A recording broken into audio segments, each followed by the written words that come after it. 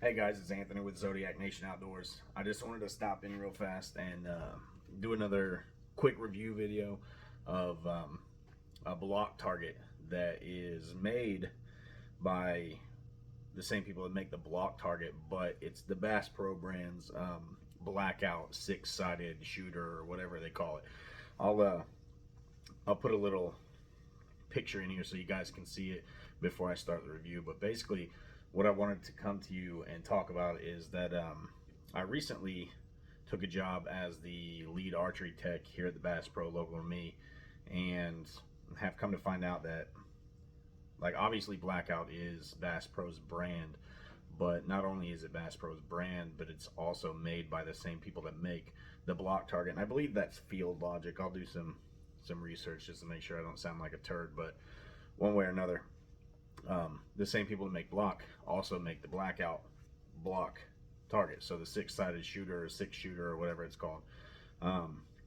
What it comes down to, though, is that in my experience here, and I'll show you in the video in just a second of me shooting it and also removing the arrows from it, basically it's the same thing.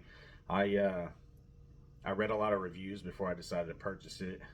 They run $99.99, which is about $30 cheaper, $40 cheaper than the block target does. And Bass Pro likes to throw all of their stuff on sale, so you'll see that Blackout target go on sale for like $59.99 2 or 3 times a year. But what you're going to see is that I shoot this target, and the arrows go in about halfway. Nothing special. Exactly what you would expect from an open face target that has a little bit of foam injection molded around it. It's the same experience that I've had in the block target and before, or in the past, and they were really easy to move out.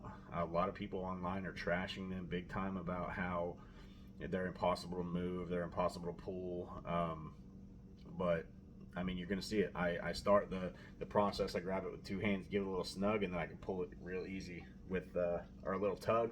I can pull it real easy with 1 hand after that. They're super easy to use, and this is not an endorsement by any means, but basically what it comes down to is that not everybody, again, has the money to spend $150, $200 on a target that's supposed to be like top of the industry leading targets in the world, blah, blah, blah. So if you don't have the money, find something that makes it work. All right, that's always what it comes down to. When you get into archery, when you get into bow hunting, you get into having fun in anything, you don't always have to go and spend a crazy amount of money to find a way to make it work. So these Blackout targets, they do a pretty good job of making it work, and they perform just as good as the block does. And the simple matter of fact statement here is that the reason they perform like that is because they're made by the people that make the block target. Faradyne owns that brand. When we get them shipped into the store, they come in a Faradyne box labeled as a block target, and we pull them out, and lo and behold, it's the Bass Pro Blackout block target. So the same thing happens with the bag targets. They got the bag target for Blackout, and it comes in a Morel box. And Morel targets make the same thing. The box says independent private label, or it says Morel Supreme 3, Morel Yellow Jacket Supreme 3. So those are the two bags that they throw in that box, and they either mark one or the other.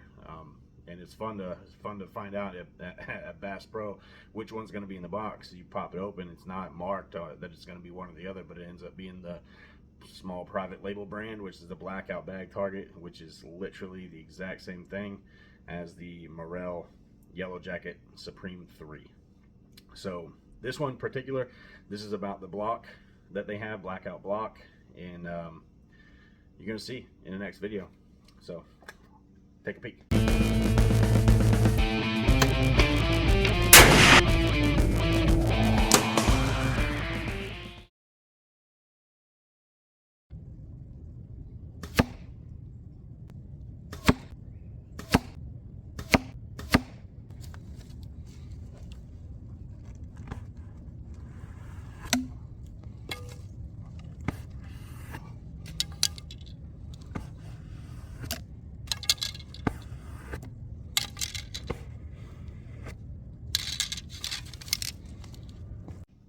Now, as you guys saw, The target shoots. It goes in just fine. There's no snug issues there. Like, it's not like it's bouncing off. It's not made of some sort of really hardcore type material. And when you go to pull it out, I mean, you can use both hands just to give it that little tug to break it free, which is what I did in the video. But honestly, I pulled them out with one hand with no issues.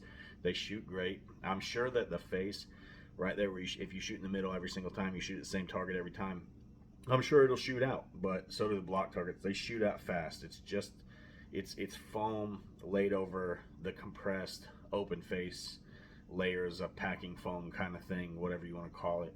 They're the exact same thing. If you shoot broadheads, obviously you're going to cut out a lot faster. If you just shoot field points, I mean, they'll take a while to shoot out, and then just turn it around, shoot a different side. There's 6 sides that you can shoot. They don't perform any better than the block target to me. They don't perform any worse. And I shoot this Matthews Halon 6. It's cranked all the way down. It's a 70-pound bow cranked all the way out, so I'm shooting about 30 or 73.6, I believe. I'll get my draw scale and I'll pull it here in one of these videos soon, so you can see the exactly what I'm shooting. And I'm shooting the Carbon Express Maxima Reds.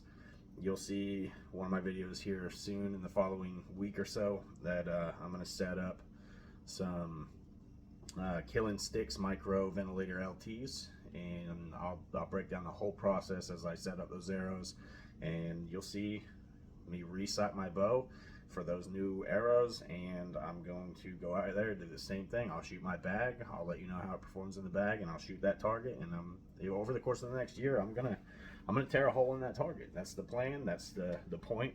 That's what you're gonna get to see. And I'm glad to be here doing it. So you guys figure out a way to make it happen.